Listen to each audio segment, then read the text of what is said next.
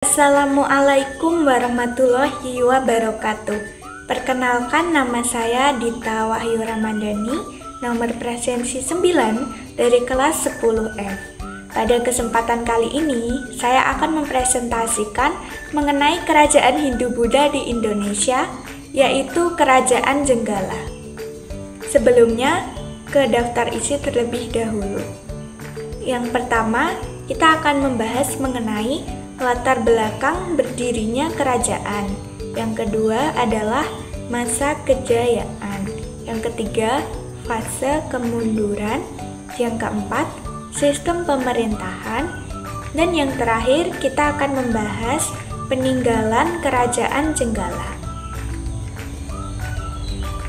Selanjutnya, yang pertama adalah latar belakang berdirinya kerajaan. Kerajaan Jenggala atau Janggala merupakan kerajaan bercorak Hindu-Buddha yang berdiri di wilayah Jawa Timur setelah pecahnya Kerajaan Kahuripan. Pemisahan ini terjadi pada tahun 1042 Masehi oleh Raja Airlangga yang membagi wilayahnya menjadi dua untuk menghindari konflik suksesi antara kedua putranya, Sri Samarawijaya dan Mapanji Garasakan. Pembagian ini tercatat dalam prasasti Calcutta yang menjelaskan bagaimana kerajaan ini terbentuk. Jenggala mendapatkan wilayah timur dengan ibu kota di Kahuripan, sedangkan Panjalu atau Kadiri mendapatkan wilayah barat dengan ibu kota di Daha. Meski dimaksudkan untuk menjaga perdamaian, pembagian ini justru memicu rivalitas panjang antara kedua kerajaan. Ini adalah peta letak Kerajaan Janggala. Ini berada di Jawa Timur, dekat dengan Pulau Madura.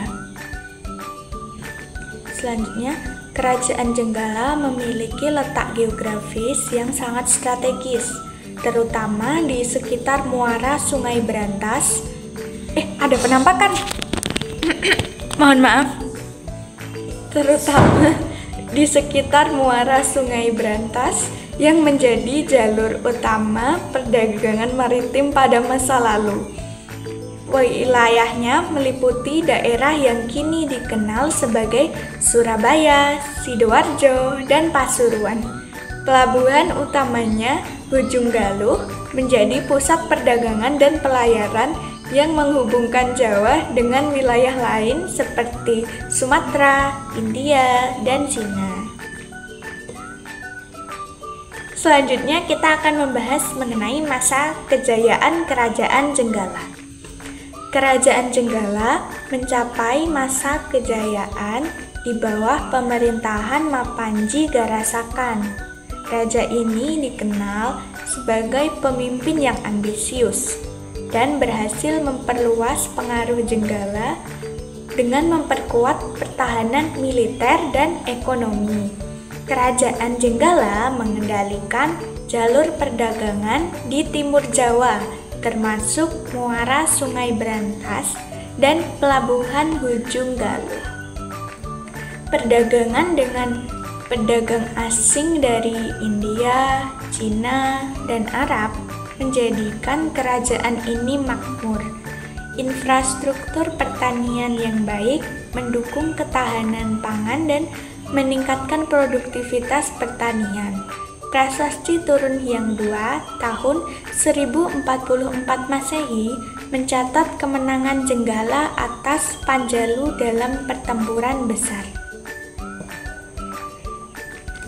Pengaruh Hindu-Buddha sangat kuat, dengan banyaknya candi dan prasasti yang menunjukkan perkembangan filsafat dan keagamaan.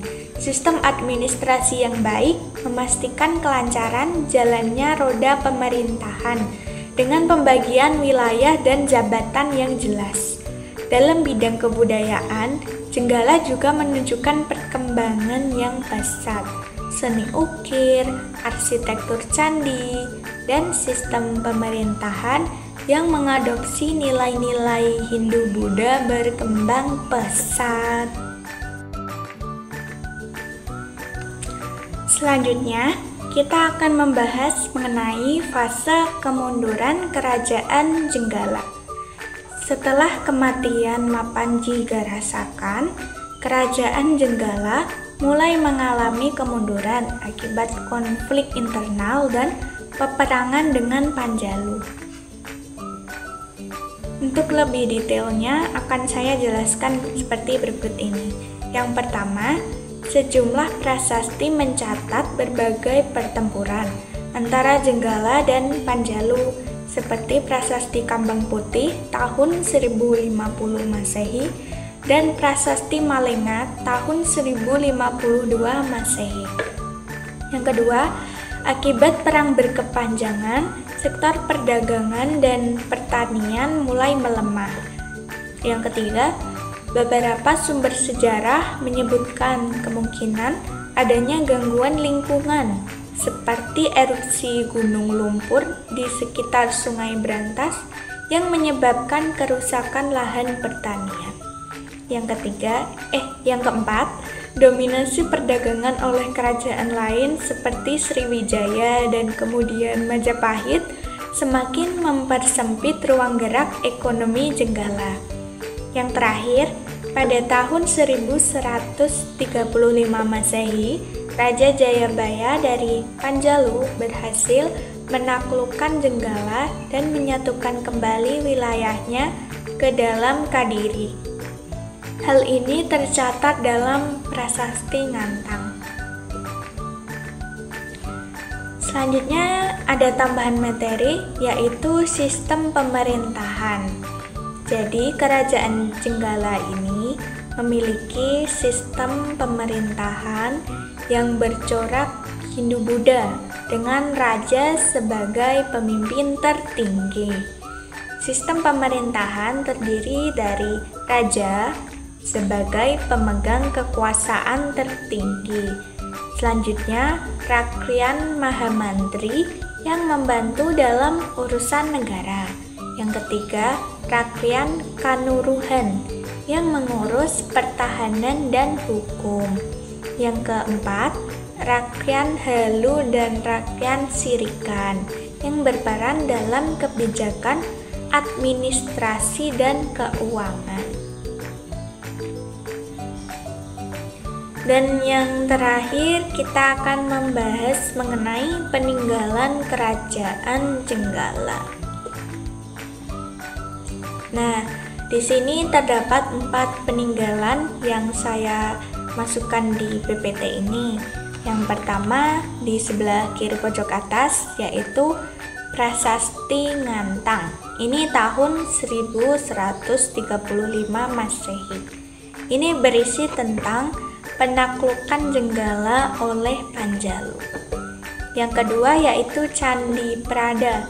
Nah, candi ini lokasinya di Sidoarjo. Jadi, candi ini itu diduga peninggalan Jenggala dan memiliki arca Hindu seperti Ganesha dan Siwa. Yang ketiga adalah Prasasti Kambang Putih. Ini tahun 1050 Masehi. Prasasti Kambang Putih ini menggambarkan adanya ancaman dari daerah Tuban terhadap Jenggala. Selanjutnya yang terakhir yaitu Prasasti Turun Hyang II tahun 1044 Masehi. Nah, prasasti ini mengisahkan kemenangan Jenggala dalam perang melawan Panjalu. Sebelumnya mohon maaf untuk gambar Prasasti Turun Hyang II, saya kemarin cari di internet itu ternyata belum terdapat banyak fotonya, jadi saya sedikit bingung ini fotonya yang mana. Jadi teman-teman bisa mencari sendiri ya, misal dari YouTube atau Turun Hyang II atau sumber lainnya. Nah, yang terakhir adalah daftar pustaka. Jadi saya mengambil materi-materi tadi dari Kumparan, Intisari, Tirto, Kumparan, Intisari, Tirto, Kumparan, Intisari, Tirto, Kumparan. Seperti itu. Nah, oke. Sekian presentasi dari saya. Mohon maaf jika masih terdapat banyak kekurangan dan kesalahan, dan jika ada kelebihan mohon ditambahkan ke nilai. Oke, sekian, terima kasih, dadah.